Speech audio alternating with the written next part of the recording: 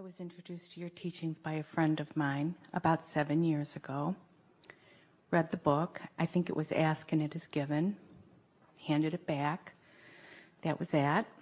And then about 4 years later, 4 years ago, I started listening intently again. And from where I was to where I am now is astounding to me. 5.5 years ago. Use the word impressive. It's impressive It is to me. impressive. It's impressive to me what I've accomplished. Not surprising. Not astounding. Not That's astonishing. Not freakishly weird. No. But impressive. Impressive. Yes, that is more accurate, yes. About 5.5 years ago. I'm impressed with my ability to focus. I'm impressed with the power of my own mind. I'm impressed with the consistency of the laws of the universe. And I adore my own guidance system. I'm impressed with me. I'm impressed with my attention. I'm impressed with the consistency of the laws of the universe. Yes. Yeah. Thank you. So I divorced my ex-husband 5.5 years ago, and I got into a relationship with a man that has confounded me. I'm no longer with him, but the relationship continues to confound me. And I remember listening to you on YouTube and you saying we're all something about how we're so confounded by the reality here, what we perceive to be reality. And It gets easier. It gets less confusing once you understand the laws of the universe and once you are aware of the thoughts you think and the way they feel and so forth. That's why we were sort of emphasizing that part first before you stepped into this part of your conversation, because we want you to realize that nothing needs to surprise you when your own guidance system is active and you have some sense of awareness. But it's not an unusual thing for people to move from place to place or face to face or person to person and have things still remaining pretty much the same, different in some ways but the same in other ways, because your habits of thought or your beliefs don't change quickly. They could change more quickly, but they often don't. So from where you now stand, what do you now want? as far as the relationship? As far as anything that matters to you, it sounds like that's the topic. What I want is to feel good and joy. That is what I want the most. And so, is there a condition that you believe is preventing you from that? Because we just had a conversation about how impressed we all are with your ability to focus. Can you still focus? Could you focus yourself into feeling good? Or is there a condition that's got your undivided attention? I believe that the condition, that the relationship that I had with this man while I was divorcing and after my divorce has, yes, I believe that it has. My desire for him has what? Has preoccupied me to the point where I felt that that is what I needed to feel good. And I know that that is not true. I understand that it can never be a condition. I understand that better than I ever have in my life. So with that understanding, how does one go about focusing on something other than a dominant condition? It's not the easiest thing, but can it be done? Yes. So what do you recommend? How do you suggest? Well, I was kind of hoping you could help me with that. Because I've been trying for 5 years. Tell us some of the things you've tried. Not thinking about him. But you can't just not think about something. You have to think about something else. Telling myself, this man brought me to understand so much more clearly what I want in a partner. Yes. Yet, he did not fulfill that. But that's like saying to life in general, to any contrast, you should have been different. Yes, I know. You should have been different. Esther and her sister have something fun that they often say. If that person were different, they'd be perfect. Yes, if you had just done those few things. And of course, they're having fun about it because they know that it's not someone else's job to be the way you need them to be. So again, it's about this focus that we were talking about. So when you say, I'm not going to think about that thing I'm thinking about, you're thinking about that thing that you're thinking about. And so what kinds of things hooked you in? In other words, what is it that keeps you thinking about this person? His demeanor, his way. There's something about him that... Is he still in your life? Not intimately. I still see him. So his demeanor, is he here?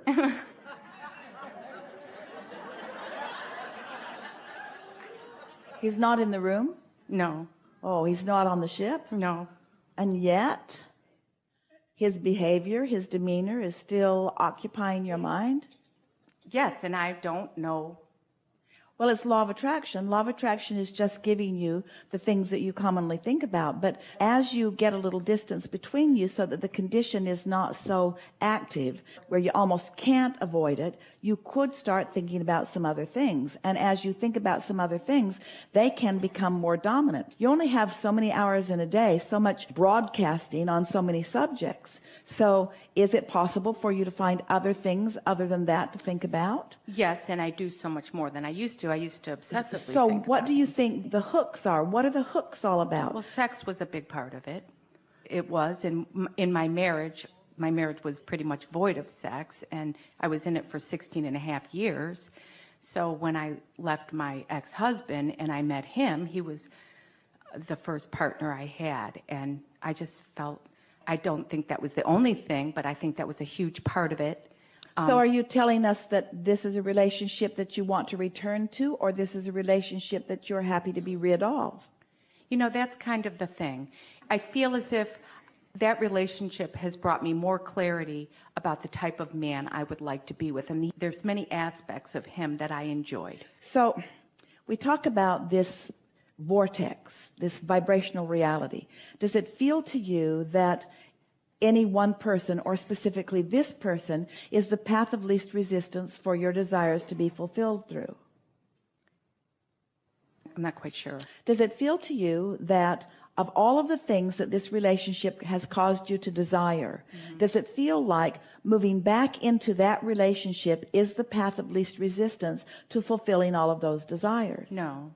You feel sure about that. We can feel that from you. And you said something earlier that lets us know that too. So what do you think it is that causes you to keep looking back? We'll tell you what it is. Okay, great.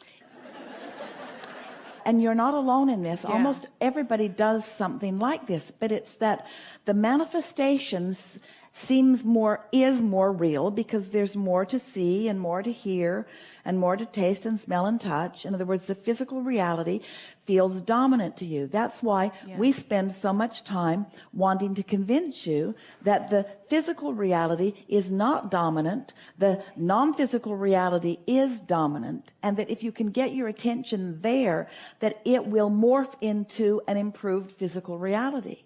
You just can't get there from there. You cannot look at a segment of life, whether it's a personality of someone or whether it's a relationship that you had. You can't spend your time looking at the specifics of that and at the same time harmonizing with the expansion that you've made because of that. Yes. And that's why the hooking in is so strong, because the very person, hear this is really a powerful and important thing to understand. The very person that has given you the bounce, that has caused the expansion, that has contributed so mightily to this new you, to this new vortex, to this powerful, evolved you, is also the person that's keeping you from moving to it. Exactly. Yes. Yes. And so if you could be a better selective sifter, and we're not putting you down for how you're doing because everyone sort of observes, but if you could be a better selective sifter, if you could look into the details of that relationship and just remember the parts you really liked, then those parts, that active vibration, could then move you more quickly into a place where this vortex is manifesting into something else. that is pleasing. But because there's both wanted and unwanted in that vibration, when you go there for the good stuff, you often find the not good stuff too. Yes. And we want to say it again. It is so natural and normal that the very person that caused you to take the bounce would be someplace that you want to keep looking. But it is counterproductive. So this is where what we have to say to you can really be of benefit. If you can hear us when we say, in a very general sense, appreciate this person for the new relationship he helped you to create, and just leave it at that. I'm trying. That's what I've been trying to do. I've heard this from you. I have heard this. I have thought this. And what's new in the conversations that we're having over these recent days is this: reality, the person, the sex, the memory of that is more tangible and therefore temporarily more appealing to you than the dream, than the essence, than the emotion. But this is what we want all of you to get over, because your what is keeping you from your what can be. Yeah. You have to let go of the past, and we want to call present manifestation the past in order to move to what you have already become. You want us to tell you the name and address of your new partner. yes. Could you do that? And in doing so, we would only be providing another condition for you to fixate on. Mm-hmm. We want you to find the feeling of that and feel such satisfaction in the current uncondition of that, that you allow yourself the delicious, really glorious experience of being in a vibrational place where an impulse or a thought occurs to you that leads you to what you are wanting. Yes. And this time, unlike the last time, what you will be led to will be pleasing in all of those ways, not just in some ways. Do you see him? Clearly. Not the old guy, the new guy. Well, we are good at ignoring your vibration, so we're not seeing the old guy. Oh. Either one of them. We're seeing the new. Yes. That's who I'm really interested in, thankfully. And I want to get rid of the... But you see, your focus contradicts that statement. I know. Because if that were true, you'd be looking more here and less there. Yeah. And so there's this human thing about justifying this by bashing that. I deserve something better than that.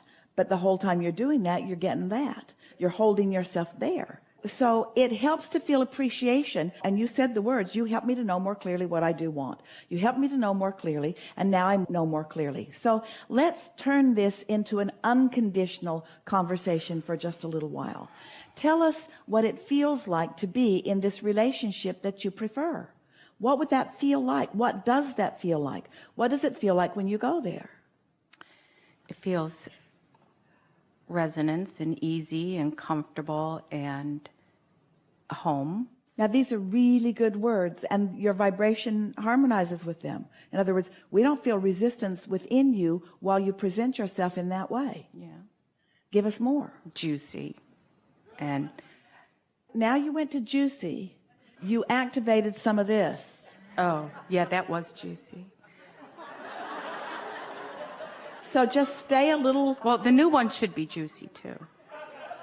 It will be. Yeah, I know. It will be.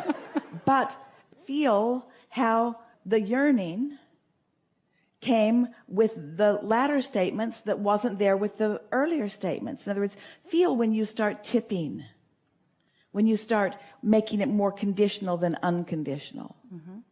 We get it, why. You all want to rush back to the condition. But we want to remind you that everything that you want, every condition, every relationship, every material object, every pile of money, every single thing you want, every circumstance and event, everything that you want to be manifest, the reason you do is because you believe you will feel better in the manifestation of it. And we're not trying to dissuade you from that. We're just wanting to show you the path of least resistance to it. Because when you fixate on something that has a whole bag of mixed energy in it, it slows you down in the process toward what you want. Don't I know? know it. So if you can avoid doing that Yes. just for a little while by focusing upon the feeling of freedom, the feeling of friendship, the feeling of appreciation, the feeling of focusing, the feeling of discovery, the feeling of adventure, the feeling of new, the feeling of fun, the feeling of good conversation, the feeling of abundance and prosperity and stability. Oh, stability, the feeling of stability, the feeling of homecoming, the feeling of right place, right time, right person, the feeling of wholeness, the feeling of completeness, the feeling of synergy, the feeling of energy, the feeling of alignment, the feeling of friendship, the feeling of homecoming, the feeling of well-being, the feeling of natural, the feeling of normalcy. In other words, as you come into alignment with what you've created. Now, you were with us and with us and with us and with us, and then a lonely feeling sort of swept over you. So this is what we're talking about. You just got to keep finding that feeling, and when lonely comes, find that feeling. When lonely comes, find that feeling. When lonely comes, find that feeling. And before long, you'll be so solidly there enough of the time, not all of the time, enough of the time, not all of the time, enough of the time that the fulcrum will tip, and the impulse will be there, and someone will come into your experience, and you will both know. Yeah. All right? Yes, thank you. Yeah. Really good.